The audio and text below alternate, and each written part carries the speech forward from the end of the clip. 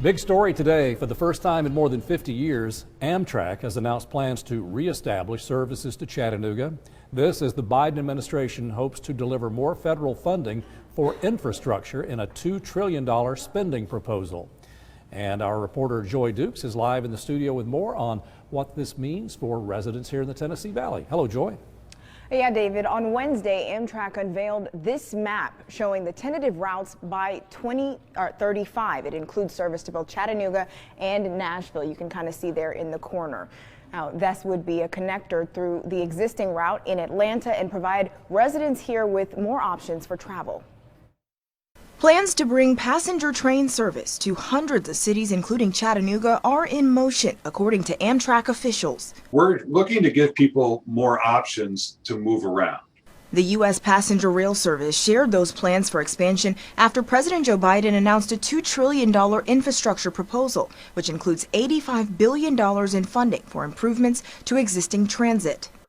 Now that there's a possible federal partnership, both for capital costs to improve the rails and for operating costs to start the service, we'd like to work with the legislature in both Georgia and Tennessee to look at ideas. Last year, the Tennessee legislature made a joint resolution to begin studying the state's long-term infrastructure needs, but it all came to a screeching halt when the coronavirus pandemic hit.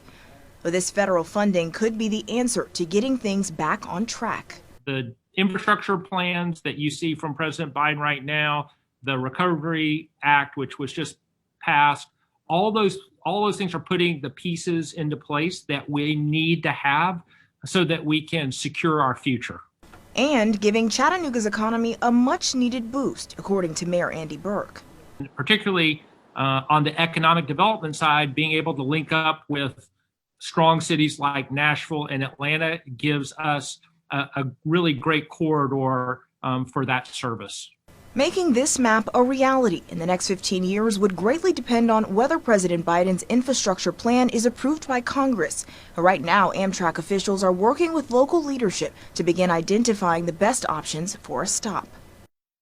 And because this project is tentative and planning is still in the very early stages, there was not a lot of information on logistics available. Of course, we will be sure to update you as we push for more details. We're now live in the studio. Joy Dukes, Channel 3 Eyewitness News.